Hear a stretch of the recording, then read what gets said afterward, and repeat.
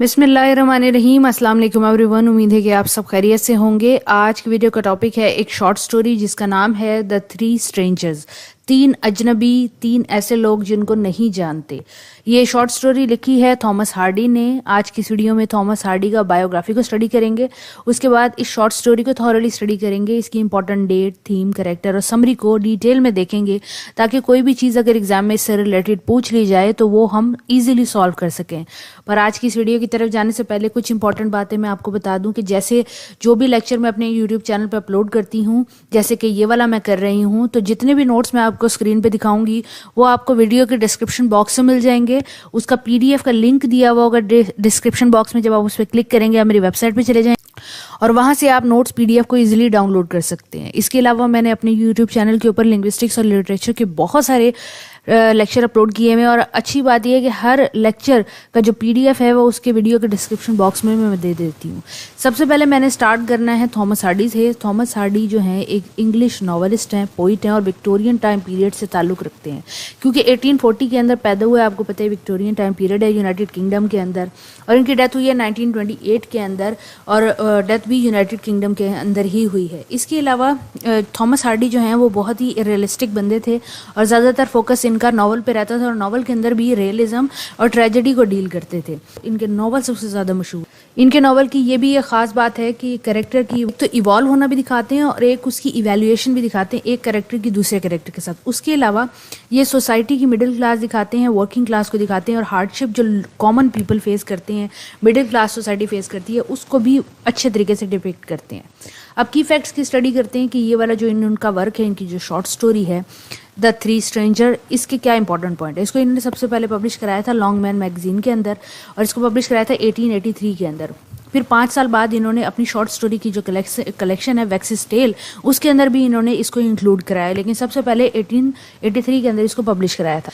Bye genre ये एक short story है और फिक्शन पे मबनी है, यानी कि असली कहानी नहीं है, ये उनकी ख्याल करदा कहानी है। लेकिन इसके अंदर जो थीम वो फॉलो करते हैं वो रियलिज्म की करते हैं, यानी कि सारी कहानी के अंदर आपको कोई भी ऐसी चीज़ नहीं मिलेगी जो सुपर नेचुरल हो, हर चीज़ आपको रियल लाइफ जैसी ही मिलेगी। अगर सेटिंग का जिक्र करें तो जिस टाइम पीरियड के अंदर ये कहानी हुई थी उसके 50 साल बाद ये सुनाई जा रही।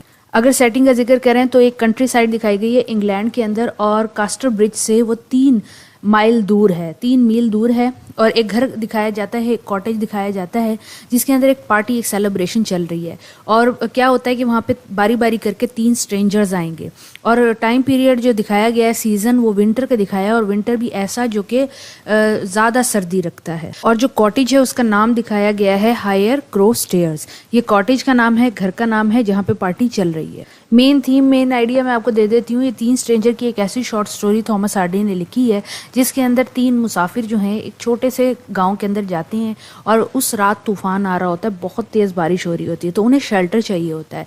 वो देखते हैं कि घर के अंदर सेरेमनी चल रही है, पार्टी चल रही है, तो वो अपने एक एक करके जाते हैं, अपने आप को तारीफ़ कराते हैं और बेसिकली वो क्या कहते हैं कि जब तक बारिश नहीं रुक जाती तब तक हमें यहाँ पे रुकने की जगह चाहिए। जब तीनों लोग आते हैं तो वो अपने आइडेंटिटीज़ रिवील करते हैं। जो घर के अंदर लोग मौजूद हैं, जो गेस्ट मौजूद हैं, वो उनको देख रहे होते हैं लेकिन वो मिस जज करते हैं उनको, जिनको वो समझ रहे होते हैं, यानी कि जो स्ट्रेंजर हैं असल में वो नहीं निकलते। आखिर में पता लगता है कि वो कौन कौन लोग निकलते हैं।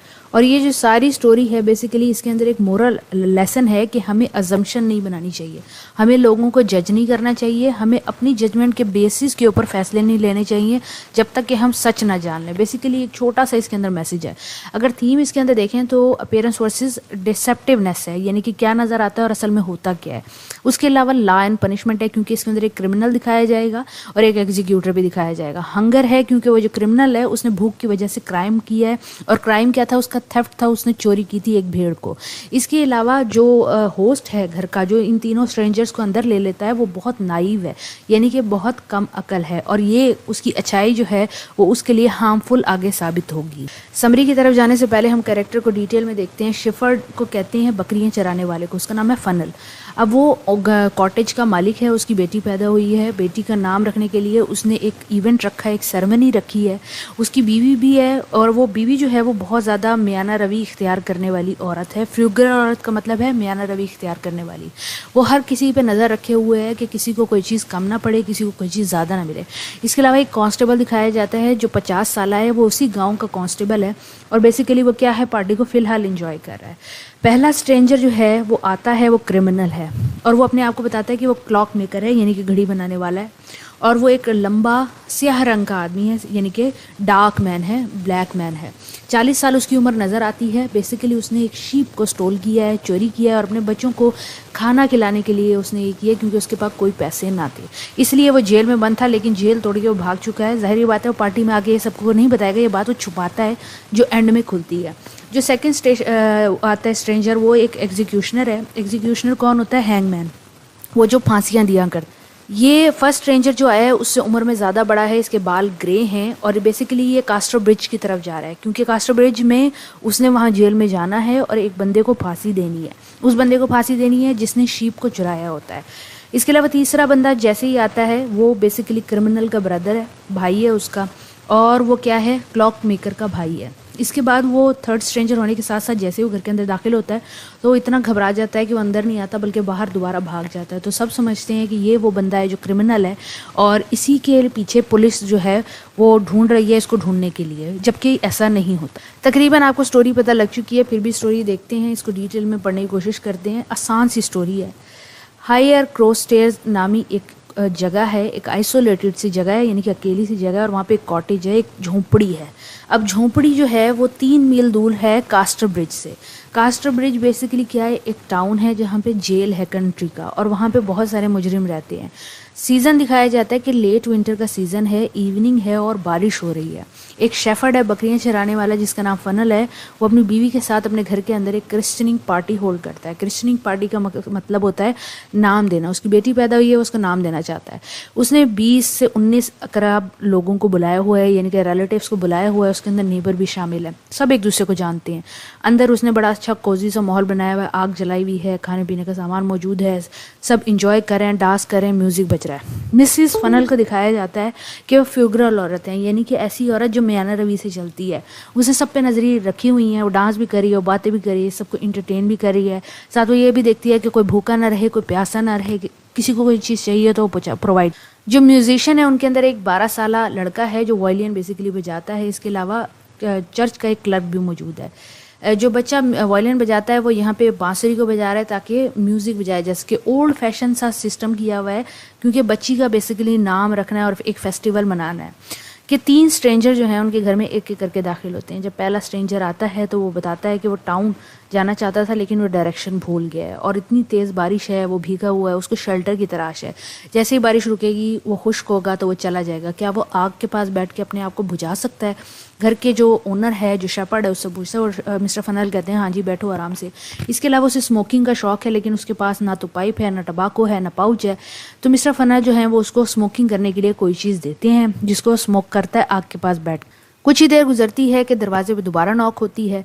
जाके देखा जाता है तो एक और बंदा है जो कहता है मैं भी टाउन की तरफ ही जा रहा हूँ, टाउन कास्टर ब्रिज की तरफ जा रहा हूँ और मैं बारिश की वजह से भीग गया हूँ, क्या मैं कुछ देर आग के पास बैठ सकता हूँ क्योंकि मैं अपने आप को ट्राई करना चाहता हूँ। तो मिस्टर फनल जो है वो कहते हैं हाँ जी हमारे पास एक और बंदा भी है, आप आके बैठें। वो आता है, पहले स्ट्रेंजर के साथ आके बैठते हैं और दोनों बातों में मसरूफ़ हो जाते हैं। ये ज़्यादा जॉली बंदा होता है, ये पहले स्ट्रेंजर से ज़्यादा बातें करता है। इसके अलावा इसको पीने पिलाने का बड़ा शौक होता है। ये शराब की डिमांड करता है तो मिस्टर फनल इसको शराब देते हैं। ये शराब पी रहा होता है। मिसिस फनल जो है वो घबराती हैं कि इतनी तेज़ी से शराब पी रहा है, कहीं ये सारी शराब को ख़त्म ना करते। तो उससे पूछा जाता है कि आप अपने आप को इंट्रोड्यूस कराएं। तो वो कहता है मैं आपको अब गाना गा के सुनाता हूँ, आप बताना कि मैं कौन हूँ। तो वो गाना गाना शुरू करता है। जब वो गाना गाना शुरू करता है तो फर्स्ट मैन उसका साथ देता है गाना गाने में और जैसे गाना गाना गाता रहता है तो पता लगता है कि हैंग मैन है, यानी कि फांसी देने वाला बंदा। ये वो बंदा है जो कास्टर ब्रिज इसलिए जा रहा है ताकि प्रिजनर को फांसी लगा सके, और ये इसीलिए वहाँ ट्रैवल करना चाहता है। इतनी देर में दरवाजे पे दोबारा नॉक होती है और तीसरा स्ट्रेंजर जो है वो अब आता है। जैसे तीसरा स्ट्रेंजर घर के अंदर दाखिल होता है, वो इन दोनों स्ट्रेंजर्स को पहले उनको बैठो को देखता है, वो बहुत ज़्यादा घबरा जाता है और घर से बाहर भाग जाता है। सब ये समझते हैं कि पता नहीं इसको क्या हो गया। इतनी देर में गोली चलने की आवाज़ आती है जो कि जेल से आई होती है। सबको पता लग जाता है कि भाई जेल से कोई भागा है, और सबका ख्याल यही होता है कि जो तीसरा बंदा आया था यही जो है वो क्रिमिनल है। तो उनके दरमियान में एक इंस्पेक्टर भी बैठा होता है जिसकी उम्र 50 साल की होती है। वो कहता है कि क्यों ना हम ग्रुप बना के इस तीसरे बंदे को ढूंढने जाएं जो जेल से भागा है। तो वो ग्रुप बनाता है और इस स्ट्रेंजर को ढूंढने के लिए निकल जाता है। ऊपर जो बच्चा जिसका नाम रखने वाला होता है, सेरेमनी होती है, वो बच्चा रोना शुरू करता है। तो जो औरत है घर की मालकिन है मिसेस फनल, वो बच्चे को देखने के लिए ऊपर चली जाती हैं। जो दो स्ट्रेंजर पहले फर्स्ट और सेकंड आए थे वो तीसरे स्ट्रेंजर को ढूंढने के लिए नहीं जाते। वो कॉटेज के अंदर ही मौजूद रहते हैं, अपने आप को गर्म करते हैं, जितना खाना हो सकता है उतना खाते हैं, एक दूसरे से बातें करते हैं, यानी कि अपने आप को फुल्ली सैराब कर लेते हैं। इतनी देर के अंदर वो जो ग्रुप गया होता है जिसमें इंस्पेक्टर होता है, वो तीसरे स्ट्रेंजर को पकड़ के लेके आ रहे होते हैं। जब वो तीसरे स्ट्रेंजर को पकड़ के लेके आते हैं तो वो घर कॉटेज के अंदर ऑलरेडी 2 जेलर मौजूद होते हैं। वो 2 जेलर जो तीसरे स्ट्रेंजर को देख के कहते हैं कि ये तो वो प्रिजनर नहीं है जो भागा है। तो वो जो तीसरा स्ट्रेंजर होता है वो बताता है कि जब मैं घर के अंदर दाखिल हुआ तो मैंने देखा कि मेरा भाई जो तुम्हारा फर्स्ट स्ट्रेंजर है वो क्रिमिनल था, और वो बैठा था उसी एग्जीक्यूशनर के साथ जिसने उसे फांसी देनी होती है। तो मैं ये देख के इतना घबरा गया कि मैं घबरा के भाग गया। तो सारे हैरान होते हैं, और अब इतना टाइम हो चुका होता है, इतनी रात हो चुकी होती है कि वो जो फर्स्ट स्ट्रेंजर है उसको जाके ढूंढना अब इम्पॉसिबल होता है। तो वो सुबह मॉर्निंग का इंतज़ार करते हैं। जब सुबह होती है तो उसके लिए दोबारा ढूंढा जाता है, लेकिन क्योंकि उस क्रिमिनल का क्राइम ये होता है कि उसने अपने बच्चों को खुराक देने के लिए एक शीप चुराई होती है, तो सबको उस पर सिंपत्ति आती है और उसकी जो सर्च है वो ख़त्म हो जाती है, यानी कि उसको ज़्यादा नहीं ढूंढा जाता। और आखिर में मोरल यही दिया जाता है कि अगर आप ठंडे रहें, कामनेस आपके अंदर मौजूद हो, तो ये आपको बचा सकती है। स्टोरी कोई इतनी मुश्किल नहीं थी। उम्मीद है कि आपको समझ आ गई होगी। अगर आपको स्टोरी समझ आ गई है तो काइंडली वीडियो को लाइक करें, दोस्तों के साथ लाजमी शेयर करें। अगली वीडियो तक के लिए ख्याल रखें। अल्लाह हाफ़िज़।